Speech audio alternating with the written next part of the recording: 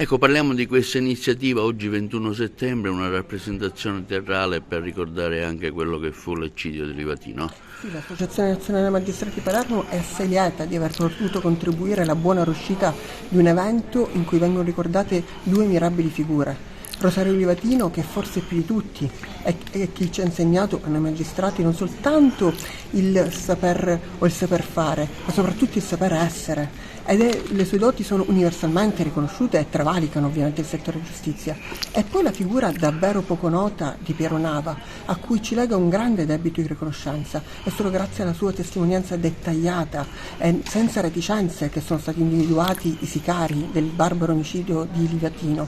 E per questo ha pagato un prezzo altissimo, ha perso dall'oggi al domani parenti, amici, la sua giovane famiglia ne è risentita, ma lui ha costantemente detto che la rifarebbe anche domani. Quindi avete pensato, l'Associazione Nazionale Magistrati, come ogni anno, non manca di ricordare. Non può mancare. Uno dei compiti precipui dell'Associazione Nazionale Magistrati è quello di commemorare il ricordo e tenere in vita il ricordo di coloro che hanno vissuto, lavorato, si sono sacrificati per un ideale di giustizia. E badate bene che molte di queste figure sono addirittura cadute nel dimenticatoio della stessa generazione che ha vissuto quelle tragedie o sono sconosciute alle nuove. Sta a noi allora mantenere il fuoco di quel ricordo.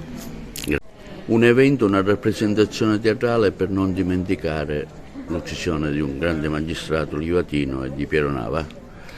In occasione del 35° anniversario della barbara uccisione di Rosario Livatino, l'Ordine degli Avvocati di Agrigento, insieme all'Associazione Nazionale Magistrati e all'Assessorato alla Salute della nostra regione siciliana, ha voluto attraverso questa rappresentazione SS 640 non soltanto commemorare e ricordare la figura di Rosario Livatino, ma farlo attraverso un messaggio ben preciso, cioè che il ricordo non diventi soltanto una commemorazione, ma che sia anche l'impegno di ciascuno di noi, soprattutto degli operatori del diritto, di chi fa parte della giurisdizione e delle istituzioni, che tramuti questo ricordo in un impegno civile. E infatti la nostra organizzazione di stasera è legata alla istituzione di 3 giornate regionali per la donazione del sangue, e quindi il senso più profondo di questo della barbara uccisione di Livatino, quindi del sangue versato ingiustamente, è proprio quello di trasformare la morte in vita e il ricordo in impegno civile di ciascuno di noi. La manifestazione teatrale di questa sera?